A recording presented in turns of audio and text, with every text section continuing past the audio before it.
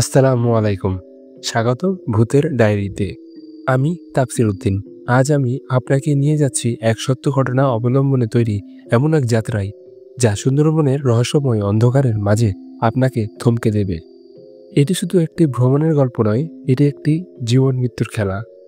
সুন্দরবনের গভীরে এমন সব রহস্য লুকিয়ে আছে, যা আপনাকে ভয়ের অন্য এক স্তরে নিয়ে যাবে। আপনারা কি সাহস নিয়ে প্রস্তুত সেই গল্প শুনতে? কারণ এটি কোনো সাধারণ গল্প নয়, এটি ভয়ানক সুন্দরবনের যাত্রা। তো চলুন গল্প শুরু করা যাক।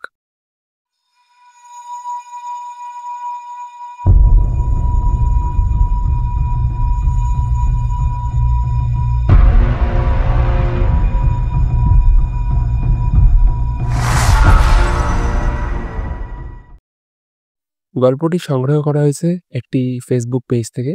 গল্পটি যেভাবে লিখা আছে আমি সেভাবে পড়ার চেষ্টা করব। গল্পটি লিখেছেন চৌতি আচার্য। এই ঘটনাটি 2 থেকে 3 বছর আগে ঘটে যাওয়া একটি ঘটনা। এই ঘটনাটি আমার এক আপুর সাথে ঘটে।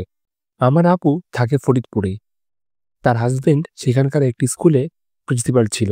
তাই বাৎসরিক ছুটিতে স্কুল থেকে একটি পিকনিকের আয়োজন করা হয় সুন্দরবনের যাওয়ার জন্য। সকল অভিভাবক ও শিক্ষার্থীদের নিয়ে তাদের পরিকল্পনা অনুযায়ী একটি নির্দিষ্ট দিনে সকলে মিলে যাত্রা শুরু করে।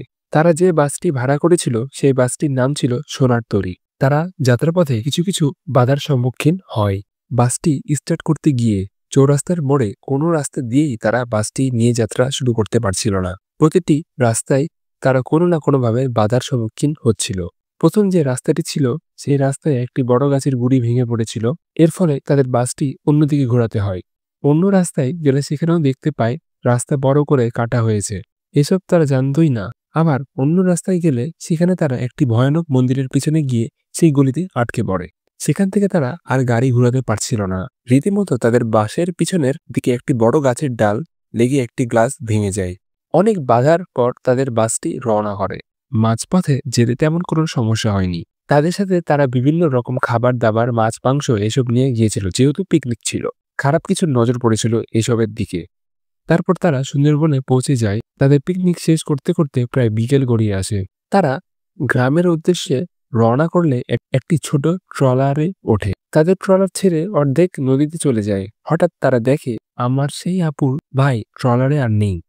তখন ইতিমধ্যে সন্ধ্যা হয়ে গেছে, কিন্তু তারা নিরুপায় হয়ে আবার তাদের ট্রলার ঘুরিয়ে ঘাটে ফিরে আসে এবং সেই ভাইকে নিয়ে তারা আবার ফিরে যায়। প্রায় রাতের অন্ধকার নেমে আসে। তাদের ট্রলারটি চলছিল ঠিকই। হঠাৎ করেই তাদের সেই ট্রলারটি মাঝ নদীতে এসে বন্ধ হয়ে যায়। তারা মাঝ নদীতে বসে কোনো নেটওয়ার্ক পাচ্ছিল না। ভয়ানক ঢেউ তাদের ট্রলারের উপর উপচে পড়ছিল। নিরুপায় হয়ে তারা সেখানে বসেই ছিল এবং ভয়ে সবাই মিলে ঈশ্বরকে ডাকছিল।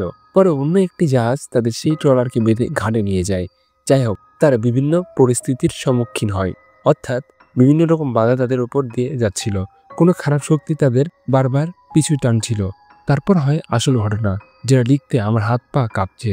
তারা যে বাসটি ভাড়া করে গিয়েছিল, অর্থাৎ সোনার তরী, সেই বাসটিতে করে তারা আবার সবাই তাদের গ্রামের উদ্দেশ্যে রওনা হয়।